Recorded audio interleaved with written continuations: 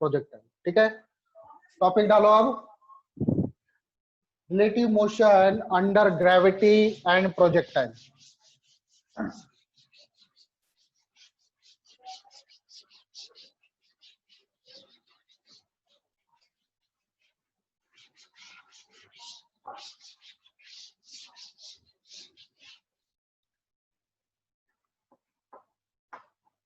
Relative motion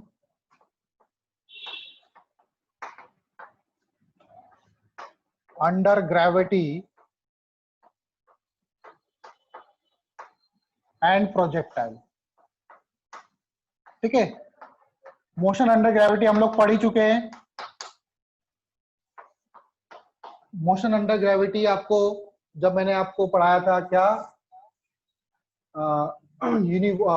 motion in one dimension या straight line motion, तो वहां पर हम लोगों ने मोशन अंडर ग्रेविटी के क्वेश्चन करे थे। ठीक है, अब देखो, सपोज करो रिलेटिव मोशन क्या करता है, हमारे क्वेश्चन को एक्चुअल में आसान करता है।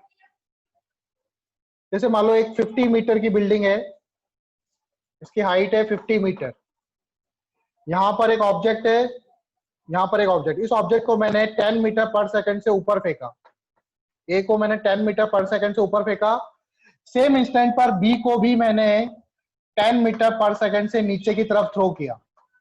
मुझे बताना है ये कितने टाइम बाद मिलेंगे और किस डिस्टेंस पे मिलेंगे।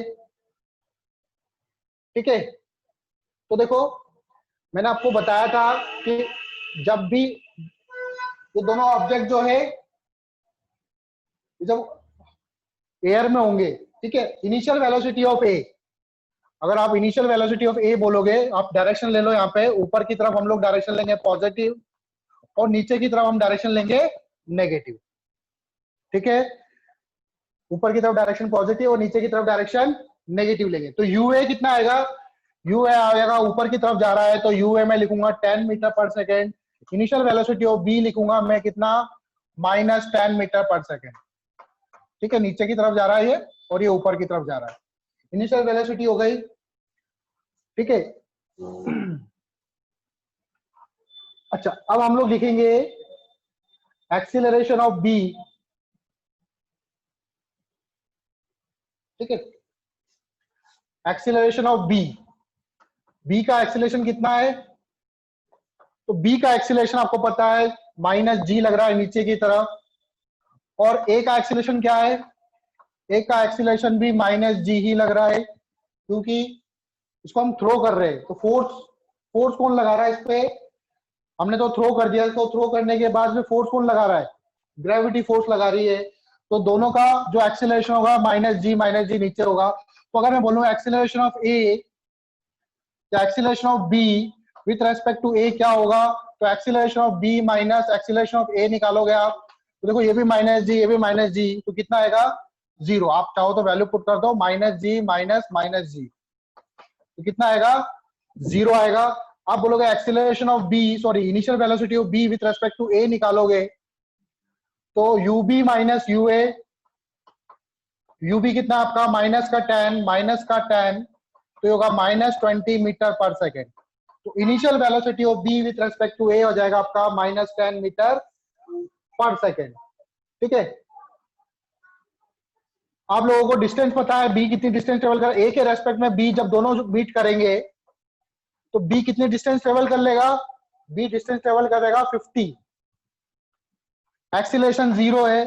ठीक है, अगर मैं फॉर्मूला लगाऊं एस बराबर UT plus half A T square, S relative you relative a relative, ये वाली क्वांटिटी क्या हो जाएगी, क्योंकि एक्सीलरेशन रिलेटिव एक्सीलरेशन क्या है 0, एस कितना है आपका, एस अगर आप देखोगे इसने डिस्टेंस ट्रेवल करी नीचे की तरफ तो माइनस का 50 लेंगे हम लोग, इनिशियल वेलोसिटी कितना है -20 इंटू टी, तो टी इक्वल टू आ जाएगा यहाँ से 5/2 सेकेंड, तो 5/2 सेकेंड बाद दोनों मीट करेंगे। किसी को डाउट है?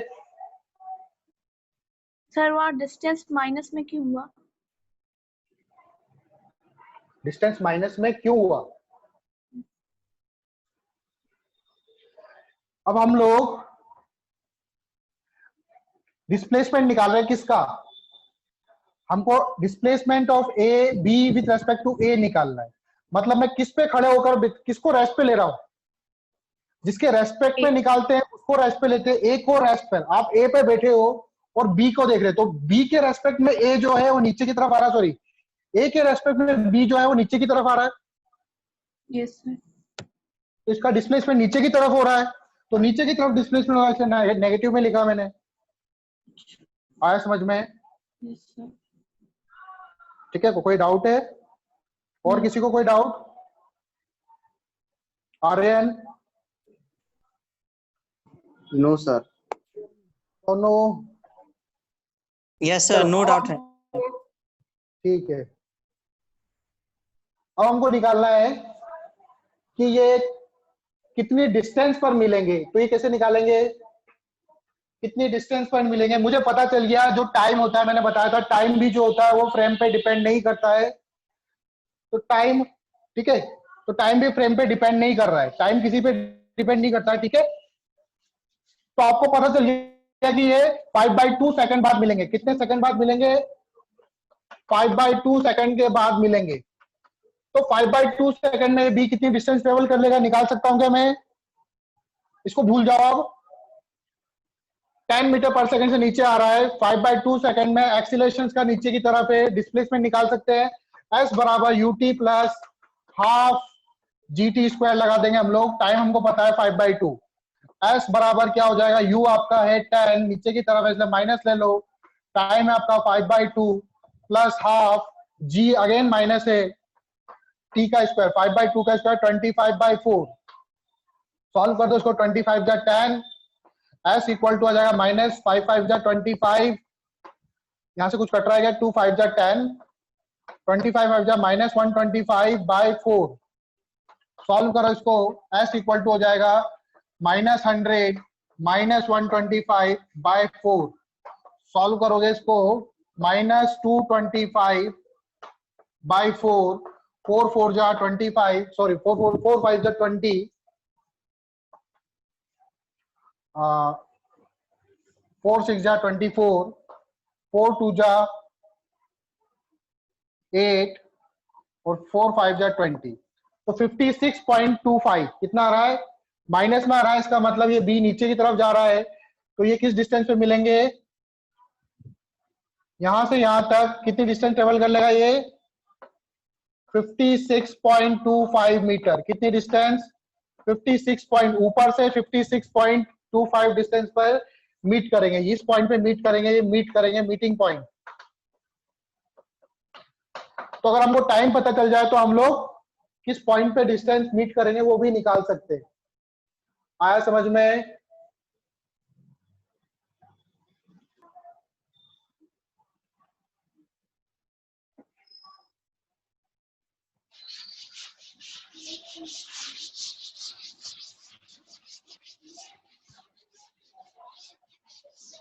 चलो क्वेश्चन बनाते हैं।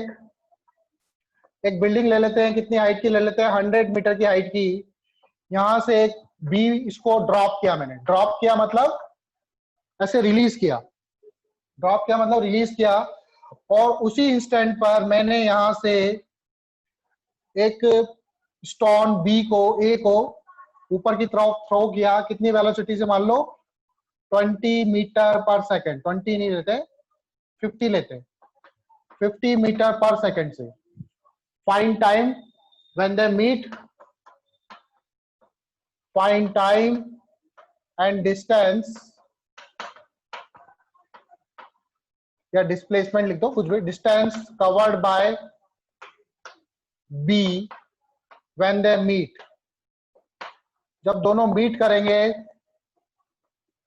तो कितने टाइम बाद मीट करेंगे और किस डिस्टेंस पे मीट करेंगे, ये निकालना है आपको। चलो सॉल्यूशन देखते हैं हम लोग। हाँ चलो सॉल्यूशन देखो इसका, किसको रेस्ट पे लें,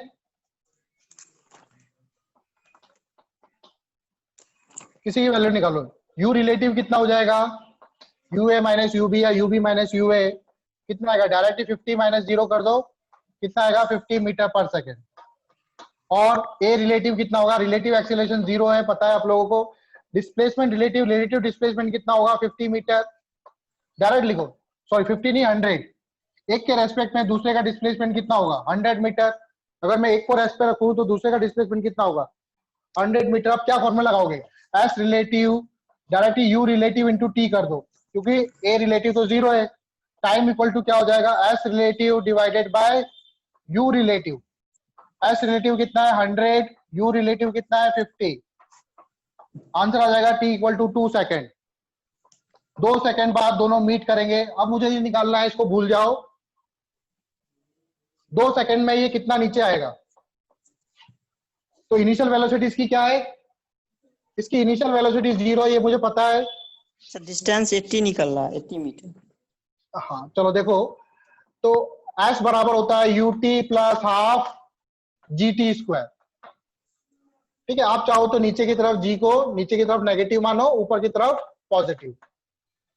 एस बराबर यूटी, इनिशियल वेलोसिटी क्या है 0, बी की वेलोसिटी क्या है 0, इनिशियल वेलोसिटी प्लस हाफ जी कितना है माइनस का 10, टी कितना है 2 सेकेंड, 2 का स्क्वायर, एक 2 से एक 2 कैंसिल, एस इक्वल टू कितना आ जाएगा -20 मीटर।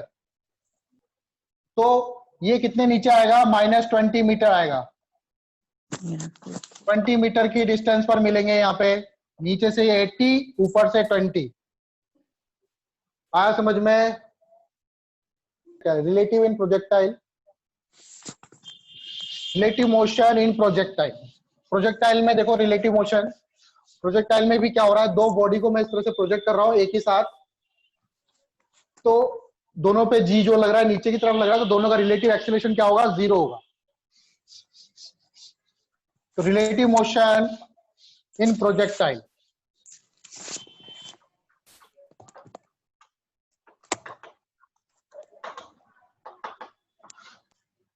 तो ये लो ग्राउंड, यहां से पहले वाले ऑब्जेक्ट, इसको u1 वेलोसिटी से कहा कितने एंगल पर θ1 पर, इसको प्रोजेक्ट किया मैंने, तो आपको कंपोनेंट निकालना आता ही है। इस तरफ इसका कंपोनेंट क्या हो जाएगा u1 cos θ1, और ऊपर की तरफ कंपोनेंट क्या हो जाएगा u2 sin θ2।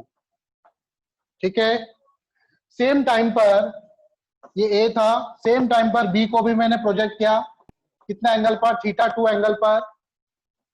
ठीक है, कितनी वेलोसिटी से u2 वेलोसिटी से, अगेन इसके भी कंपोनेंट करूंगा, इस तरफ कंपोनेंट आएगा u2 cos θ2, परपेंडिकुलर कंपोनेंट आएगा u2 sin θ2। ठीक है, तो अगर मैं u1 लिखूं, u1 कितना होगा sin θ1 होगा ना सर, हाँ उधर सर पहला वाला में u2 sin θ1 हो जाएगा u2 sin, हाँ सॉरी u2 sin θ1। ठीक है, u2 sin θ1, sorry u1 sin θ1। ठीक है, u1 sin θ1 होगा, u1 वेलोसिटी है तो u1 sin θ1। ठीक है, तो u1 को मैं कैसे लिख सकता हूं, वेक्टर फॉर्म में, मान लो इस तरफ प्लस x है ऊपर y है, तो u1 cos theta I cap plus u2 sin, sorry u1 sin θ1 j cap, ऐसे लिख सकता हूं। u2 वेक्टर को कैसे लिख सकता हूं मैं, u2 cos θ2 I cap plus u2 sin θ2 j cap. Acceleration of one minus G होगा, और सेकंड वाले का एक्सीलरेशन भी क्या होगा माइनस जी होगा नीचे की तरफ। तो रिलेटिव एक्सीलरेशन क्या आ जाएगा, ए रिलेटिव आ जाएगा 0। ठीक है, ए रिलेटिव क्या आ जाएगा 0 आ जाएगा। ठीक है, इसको 1 बोल दो, 2 बोल दो। तो किसी भी एक की वेलोसिटी दूसरे के रेस्पेक्ट में u21 बोलो या u12, तो u21 कितना हो जाएगा, relative velocity of 2 with respect to 1, that is u2 vector minus u1 vector। तो u2 में से u1 घटाऊंगा, देखो तो कितना आएगा, इसके पास i कैप है, इसके पास i कैप है, तो मैं डायरेक्टली कर रहा हूं उसको, u2 cos θ2 minus u1 cos θ1 i cap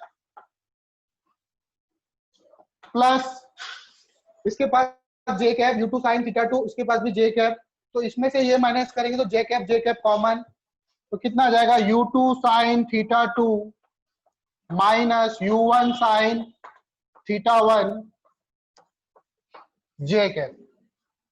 ठीक है, एक्सीलरेशन नहीं है, सिर्फ वेलोसिटी है, और वेलोसिटी भी क्या है, कांस्टेंट है आपको। ठीक है, तो अगर इसको रब कर रहा हूं मैं, तो मैंने क्या निकाला यहां पे, velocity of 2 with respect to 1, मतलब किसको रेस्ट पे कर दिया मैंने, 1 को रेस्ट पे कर दिया। तो 1 अगर बी को देखेगा, 2 को देखेगा, तो 2 जो है वो ऐसे जाता हुआ नजर आएगा इसको। अगर 2 को मैंने रेस्ट पे कर दिया, क्योंकि वेलोसिटी जो है वो क्या है, कांस्टेंट है, u2 cos theta 2 u cos theta 2 initial velocity. ठीक है, इसमें कोई एक्सीलरेशन वगैरह नहीं है। तो अगर ए फर्स्ट सेकंड को देखेगा तो वो स्ट्रेट लाइन में जाता हुआ नजर आएगा, वो ऐसे जाता हुआ नजर आएगा स्ट्रेट लाइन में। तो कभी भी दो प्रोजेक्टाइल जब हम फेंकते हैं साइमल्टेनियसली, और एक प्रोजेक्टाइल से दूसरे प्रोजेक्टाइल को देखते हैं, तो उसका पाथ जो होता है, उसका जो पाथ वो हमेशा स्ट्रेट लाइन होता है। एक प्रोजेक्टाइल से दूसरे प्रोजेक्टाइल को देखेंगे तो उसका पाथ क्या होगा, स्ट्रेट लाइन होगा। तो आप लिख सकते हो relative path of two projectile with respect to each other, two projectile with respect to each other is straight line। उनका पाथ क्या होगा, स्ट्रेट लाइन पाथ होगा। ठीक है, अगर एक के रेस्पेक्ट में दूसरे को देखेंगे तो उनका पाथ क्या होगा, स्ट्रेट लाइन होगा। कई बार क्वेश्चन पूछ लेते हैं छोटा।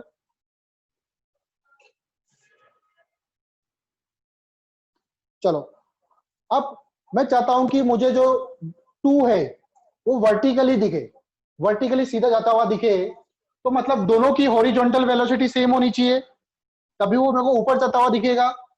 तो दोनों का जो आई वाला जो वेक्टर है, मतलब फॉर वर्टिकल स्ट्रेट लाइन, मैं चाहता हूं कि जो मुझे 2 है वो सीधा जाता हुआ दिखे ऊपर की तरफ। इसका मतलब दोनों की जो हॉरिजॉन्टल वेलोसिटी है वो क्या होनी चाहिए, सेम होनी चाहिए। तो u1 cos थीटा 1 बराबर होगा u2 cos थीटा 2 के। और फॉर हॉरिजॉन्टल स्ट्रेट लाइन, मैं चाहता हूं कि एक बॉडी दूसरे बॉडी को स्ट्रेट लाइन में जाती हुई दिखे हॉरिजॉन्टली, तो इसका मतलब दोनों जो है वो सेम स्पीड से ऊपर जानी चाहिए। और हॉरिजॉन्टल स्ट्रेट लाइन, दोनों की वर्टिकल वेलोसिटी सेम होनी चाहिए। u1 sin theta 1 equal to होना चाहिए u2 sin थीटा 2 के, तब उसको हॉरिजॉन्टली स्ट्रेट लाइन दिखेगा पाथ। यहां तक बात समझ में आई? किसी को डाउट है?